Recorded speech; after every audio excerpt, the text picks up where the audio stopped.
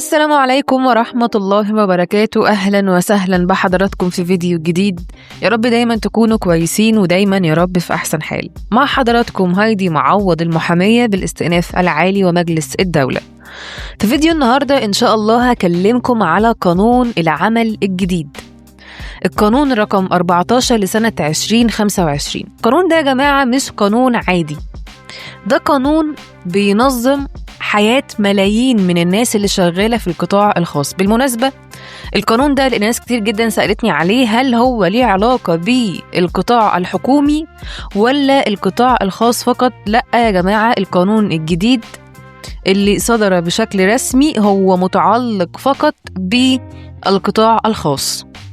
القانون ده نزل علشان يحمي العامل من الاستغلال، وفي نفس الوقت ينظم العلاقة ما بينه وما بين صاحب العمل أو صاحب الشغل، بحيث إن كل طرف فيهم يكون عارف حقوقه وواجباته من غير لف ولا دوران.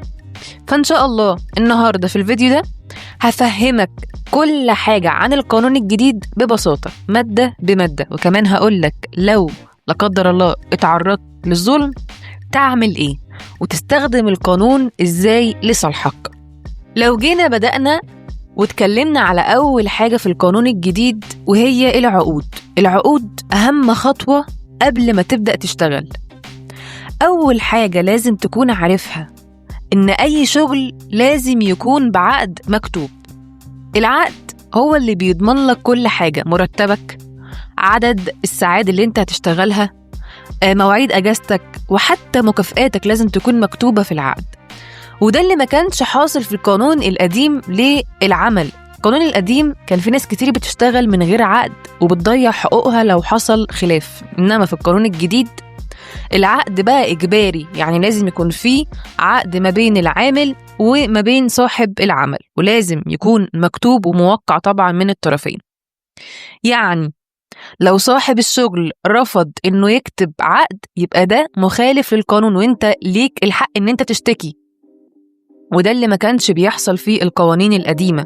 دلوقتي بأكد تاني، لو صاحب الشغل رفض إنه يكتب عقد ما بينك وما بينه يبقى ده مخالفة صريحة للقانون الجديد، وإنت كعامل ليك الحق إن إنت تشتكي. ومعلومة كمان مهمة في نفس النقطة دي، وهي إن القانون الجديد يا جماعة ألزم صاحب العمل إنه هو يحتفظ بنسخة من العقد، والعامل كمان يكون معاه نسخة، علشان لو حصل نزاع لا قدر الله العقد يبقى هو الفيصل ما بين العامل وما بين صاحب العمل. نيجي للنقطة التانية اللي اتكلم عليها القانون الجديد، وهي فترة التجربة. زمان كان ممكن تفضل في التجربة دي سنة أو أكتر وصاحب الشغل يقولك أنت لسه بتتدرب، أو إن إحنا لسه بنختبرك، أو إن إحنا لسه بنشوف. إنما دلوقتي في القانون الجديد القانون قالها لك صراحة، مفيش حاجة اسمها تجربة بفترة إلى ما لا نهاية. فترة التجربة بتكون 3 شهور بس، وما ينفعش تتجدد. يعني يا إما تكمل بعد 3 شهور يا إما ينهوا العقد قبلها ويكونوا مضطرين يدوك حقوقك لحد آخر يوم. دلوقتي ما بقاش في حاجة اسمها تجربة فترة غير محددة، لا، التجربة بقت محددة 3 شهور فقط. يا إما يكملوا معاك ويبدأوا يكتبوا العقد، أو يكونوا مضطرين إنه ينهوا معاك العمل ويدولك حقوقك لحد آخر يوم اشتغلت فيه. نيجي بقى للنقطة الثالثة والمهمة جدا جدا جدا، وهي المرتب والزيادات. المرتب لازم يدفع بالعملة الرسمية طبعا الجنيه المصري في نفس الميعاد اللي متفقين عليه انت كعامل وصاحب العمل، ولو اتأخر صاحب العمل في انه يدفع لك مرتبك فالقانون الجديد ألزمه بدفع غرامة لو اتأخر عن دفع المرتب، وده ما كانش بيحصل في الأول. كمان ان القانون الجديد وضح ان اي حوافز او اي بدلات او اي مكافآت لازم تكون مكتوبة ومعلومة للعامل. يعني خلاص مفيش حاجة اسمها هنكافئك لما نحب او لما نشوف شغلك، لا، الكلام ده كله احنا بنبقى متفقين عليه من قبل ما نبدأ نشتغل. النقطة الرابعة في القانون الجديد، ساعات العمل والأجازات. القانون الجديد يا جماعة محدد إن ساعات العمل ما تزيدش طبعا عن 8 ساعات في اليوم اللي احنا عارفينهم من زمان، بس الجديد إن يكون فيها ساعة راحة على الأقل. ولو اشتغلت يوم راحة أو عطلة رسمية تاخد أجر مضاعف أو يوم راحة بديل. لو اشتغلت في يوم أجازتك أو يوم راحتك، القانون الجديد بيقولك إنك هتاخد أجر مضاعف للأجر العادي، أو إنك تاخد يوم راحة بديل اللي انت اشتغلته. زمان الموضوع ده كانوا سايبينه، فكتير من العمال كانوا بيشتغلوا بالساعات الطويلة من غير ما ياخدوا مقابل. القانون الجديد بيوضح لك حقك في الساعات العمل والأجازات لو اشتغلت زيادة. نيجي بقى لأصحاب العمل عن بعد، وأنا من رأيي إن دي من أحسن التعديلات. القانون الجديد اعترف رسمياً بالعمل المرن اللي هو بنقول عليه العمل عن بعد، يعني ممكن تشتغل من البيت أو بساعات معينة حسب طبيعة شغلك، بس ده لازم يكون مكتوب في العقد. القانون الجديد تقريباً مبروز أوي فكرة العقد في أي شغل أنت بتشتغله، سواء كان خاص أو مرن عمل عن بعد، لأن العقود يا جماعة الصراحة هي اللي بتوضح حقوق كل طرف من الطرفين، هي اللي بتقول يعني مين ليه الحق ومين ليه الضمانات، والفيصل اللي بيفصل في أي علاقة هو العقد. فالعقد مهم جدا جدا إن هو يتكتب، وده معمول مخصوص للشباب اللي بيشتغلوا فريلانسر أو الستات اللي عندهم مسؤوليات في البيت. يعني تلاقي ناس كتير جدا ستات كرام جدا شغالين من بيوتهم طبعا من غير عقود، فالقانون الجديد أكفل ليهم العقود إن هم يعملوا عقود مع الجهات اللي هم بينتموا إليها أو من الشركات أو المؤسسات اللي هم بينتموا إليها من البيت. نيجي نتكلم على النقطة السادسة، وهي إنهاء الخدمة أو الفصل من العمل. دي أكتر نقطة كانت بتخوف الناس في القانون القديم. القانون الجديد بقى حط ضوابط صارمة جدا للفصل، يعني ما ينفعش صاحب الشغل يفصلك إلا في حالات محددة جدا. زي إيه؟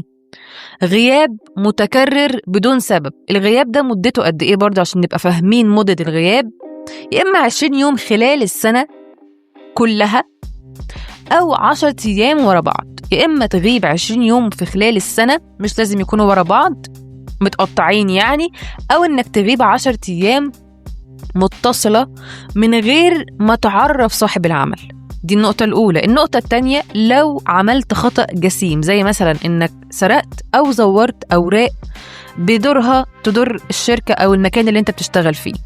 النقطة الثالثة، لو كشفت أسرار الشغل لمنافسين الشركة اللي أنت شغال فيها. لكن لو اتفصلت ظلم، ليك الحق إنك تقدم شكوى أو دعوة، وده هشرحه بعد شوية. يبقى الثلاث نقاط اللي أنا قلتهم دلوقتي لو موجودين طبعا هم ليهم الحق الصراحة إن هم يفصلوك، لأن أنت بتعمل أضرار جسيمة للشركة اللي أنت شغال فيها. لكن لو اتفصلت ظلم، لا، أنت ليك حق إنك تقدم شكوى أو دعوة، وهكلمك على تفاصيلها كمان شوية. حقوق الست العاملة. القانون الجديد اهتم بالست جدا في التعديلات الجديدة، بحيث إن هو زود أجازة الوضع ل4 شهور مدفوعة الأجر. النقطة التانية إن هو منع فصلها أثناء الحمل أو الأجازة، حتى لو عملتي أفعال من شأنها إنك تتفصلي من شغلك، لكن لو أنت حامل أو في أجازتك منفعش إن أنت تتفصلي إلا بعد ما ترجعي من ولادتك أو ترجعي من أجازتك. وكمان سمح لها أنها تطلب نظام العمل الجزئي أو المرن بعد الولادة. العمل المرن وهو العمل عن بعد، يعني خلاص مش أي مدير يقدر يضغط عليكي ويقولك خدي أجازة من نفسك، مش حاجة اسمها كده. الموضوع هيكون متنظم أكتر بكتير من الأول. النقطة الثامنة اللي اتكلم عليها القانون الجديد للعمل، وهي التأمينات والمعاش. من أول يوم شغل لازم صاحب الشغل يسجلك في التأمينات، ولو ما أمنش عليك يتعاقب بغرامة، وكمان ليك الحق إن أنت تشتكيه. وده مهم جدا، لأن المعاش يا جماعة بيتحسب على عدد السنين التأمين مش الشغل لوحده، فمهم جدا إن أنت تكون متأمن عليك في الشغل، مهم جدا. القانون الجديد كفل لك الحق ده. نيجي بقى للنقطة التاسعة والمهمة جدا، واللي قلت لك إن أنا هقول لك عليها كمان شوية، وهي طرق الاعتراض وتقديم الشكاوي. النقطة دي يا جماعة ناس كتير بتسأل عليها. لو صاحب الشغل ظلمك أو ما خدتش حقك تعمل إيه؟ القانون الجديد خلى الموضوع أسهل بكتير. أول حاجة، تحاول طبعا تحل المشكلة وديا ما بينك وما بينه، وتتكلم معاه وتحتفظ بكل الأوراق اللي تثبت كلامك، ومنها العقود اللي أنا بقالي ساعة بتكلم فيها. العقود مهمة جدا جدا جدا. لو ما فيش حل من الكلام معاه، تقدر تروح لمكتب العمل اللي موجود في منطقتك وتقدم شكوى رسمية. ايه اللي بيحصل بعد كده؟ بعد كده مكتب العمل بيحاول طبعا ان هو يصالح ما بينكم في خلال 10 أيام من وقت تقديمك للشكوى. لو ما فيش اتفاق، مكتب العمل بيحول الشكوى رسميا للمحكمة العمالية، بتبقى دعوة عمالية رسمية قدام المحكمة. وفي القانون الجديد المحاكم العمالية بقت سريعة جدا في نظر القضايا، علشان محدش يفضل متعلق سنين، لأن ده شغل.